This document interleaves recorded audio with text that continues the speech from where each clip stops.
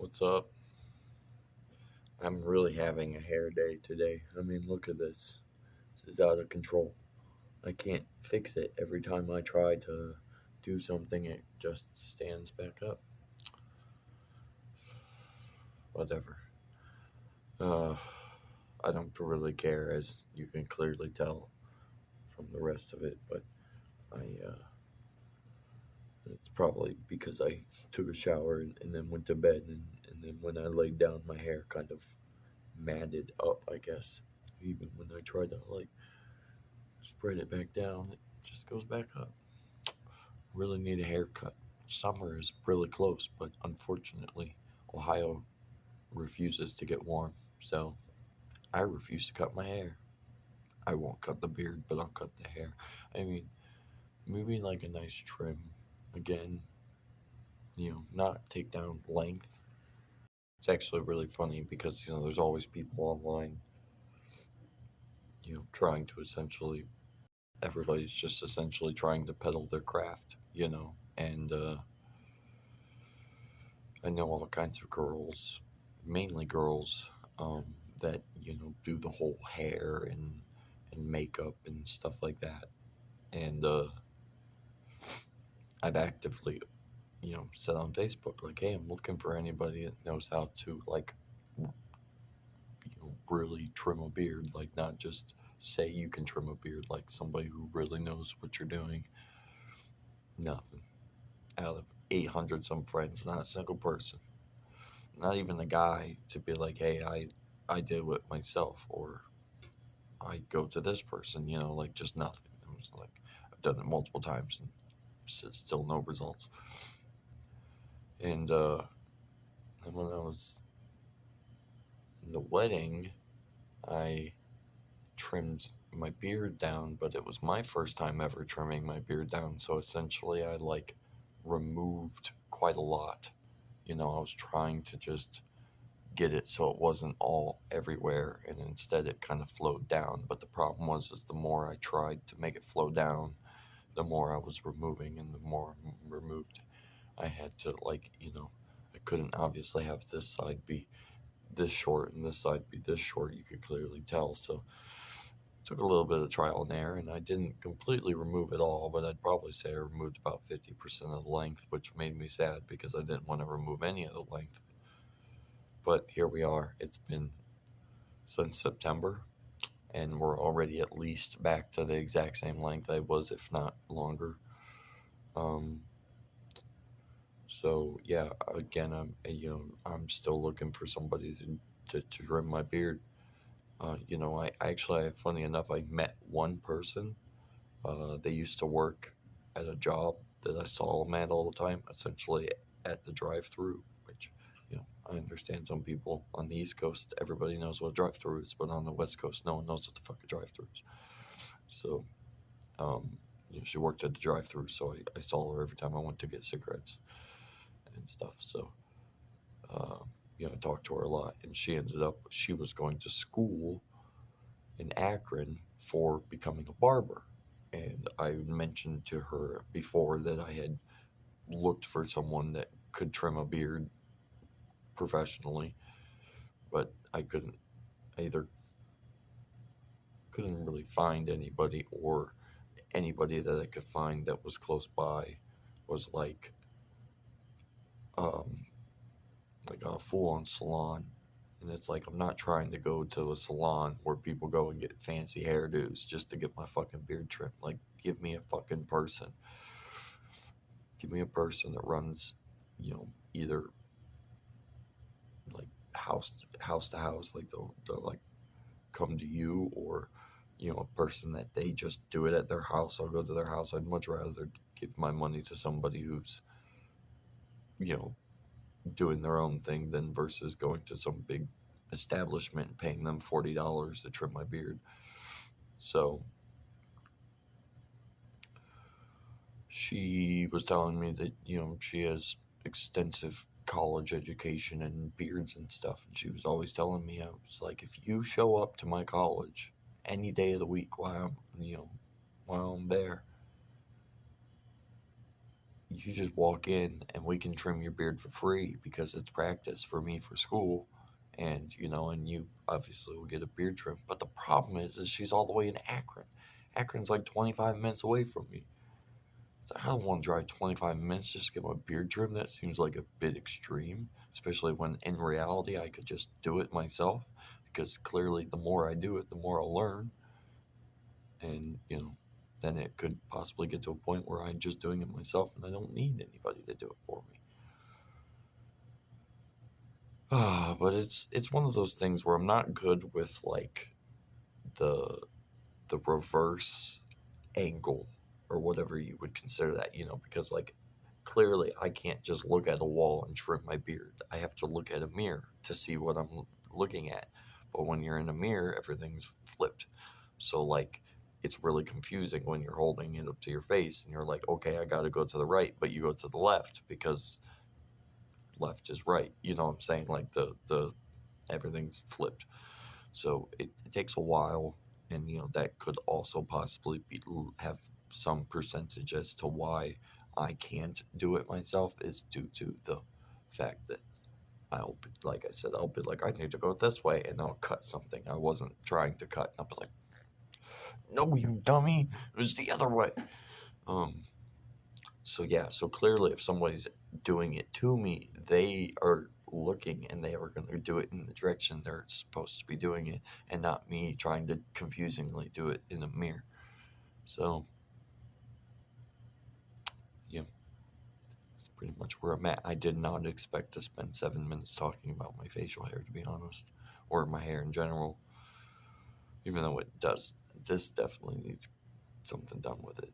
But again, until Ohio decides that it's not going to be cold, I'm going to keep the hair because the thick carpet of hair actually is quite warming. But so some randomness, I guess, since we're already in randomness town. Um, I was everybody. It's that very cliche saying of "I'm working on me." It's just finally when you grow up to the point where you're just sick of everybody else's bullshit around you, and you're just like, you know what? I think I'm just gonna work on me for a while. I'm just gonna focus on my life and where I'm going and where I want to go, and it's my life is nowhere near where I want it to be. Uh, but small steps in the forward direction. We'll slowly get there. Um, but essentially, everything boils down to like, I mean, happiness, and happiness is such a almost again cliche word because it's hard to think of. Okay, the easiest possible way I can explain it to you is I don't make very much money. I'm not going to disclose how much money I make, but I don't make very much money. And obviously, I've built my life around the very little money that I do receive, and I have been able to live off of it. But clearly, because of this, I am living paycheck to paycheck, and there is no such thing as extra money. I have what I have, and that's it. Um, well, I mean, I do have very little extra money, so that essentially can be saved to add up eventually. But we're still talking for like $1,000 purchase is going to take me like a year to save up, and and then we have the opposite side things where I have a buddy of mine who currently makes six figures a year, and that's awesome. I mean, literally, it's not shy. It's just shy of being, or it's just into being 3 or 6 figures. So I mean, like he the most he's ever pulled home was 120K, which I mean, still, it's a lot of money, And you would think that this kid is happy in life, because he makes 120K. He owns a house and a whole bunch of property with a gun range and all kinds of cool stuff. But he's constantly complaining about life. He's constantly upset about things. He's constantly mad that he's got to pay so much money on shit. And that's the reality of what happiness is, you know. Mr. Poor Man, I think of happiness as I won a lot of money, because money to me is going to bring me happiness. More money means more ability to do things, more money to save up for things, more things to be able to purchase an actual nice vehicle that was like new instead of a used vehicle, or like, buy a house and live somewhere by myself and have freedoms and, just life. But then when you get to that point, you forget that just because you have the money doesn't mean that there aren't trials and tribulations that still occur along the way. So, in his case, he makes 120K a year, but, say his property taxes and the house is paid off, so he doesn't pay a mortgage and stuff. Um, but like, property taxes, that's 12,000 a year on all of his property, and um trying to think.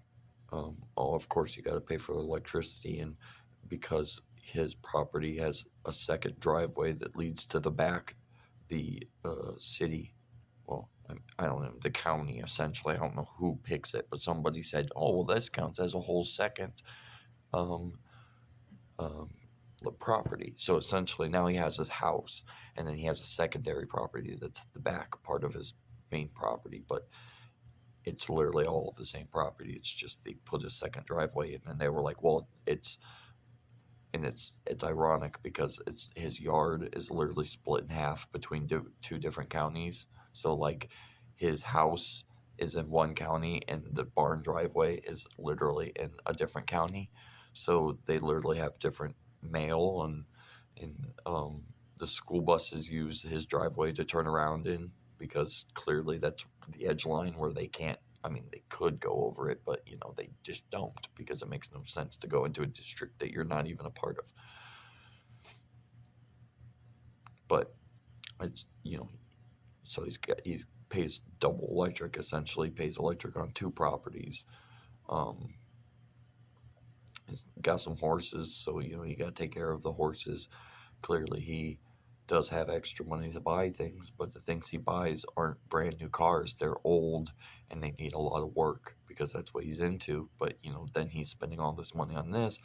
And then he just literally built himself a brand new barn in the back. And it's like, it sounds cool sounding all this stuff. But then you got to realize at the end of that 1 year, he spent like 90K, and so like in theory, he only had 30K extra. And I'm again, I don't know from experience, but I'm assuming that when you make good money and you're used to having money around, and then all of a sudden you're left with just a little bit of money because you've spent a lot on life, um, that's probably just as stressful as being where I'm at, where I don't have the money to buy anything extra because I just don't have it. So I essentially just have to wait, which sucks, but that's how life goes. So, you know, um, So that's the key thing, is just what is happiness? What's gonna make me happy? Because clearly money will be a band-aid, you know? That's the thing. It's like money is simply a means to make me temporarily, you know, better, because trust me, if my boss walks in this morning and tells me, hey, I'm gonna give you a $30,000 raise, be making way better money than I've ever made, to be honest. And I could live a way better lifestyle if I had 30K more a year. Um, and that would make me happy, really happy, to be able to go out and buy a car, go out and buy a house, or whatever it is that I want to do, because I know I have this extra 30K coming in. But eventually that's going to become normal, just like I'm right now is normal. And then I'm going to have all brand new things that stress about and be upset about. And that doesn't make me happy. So money is just a band-aid. So remember that. We're looking for happiness. We don't know where it's at, but we're going to find it one day. Maybe. Hopefully. God, I hope one day. But I'm going to go, guys. Hopefully you enjoyed this ramble video. It was going to have a purpose, but then I rambled about my beard for 7 minutes and was like, just go with it. So, okay. Hopefully you liked this video. If you did, a like would be much appreciated. If you're new to the channel, you should subscribe to keep up with awesome content.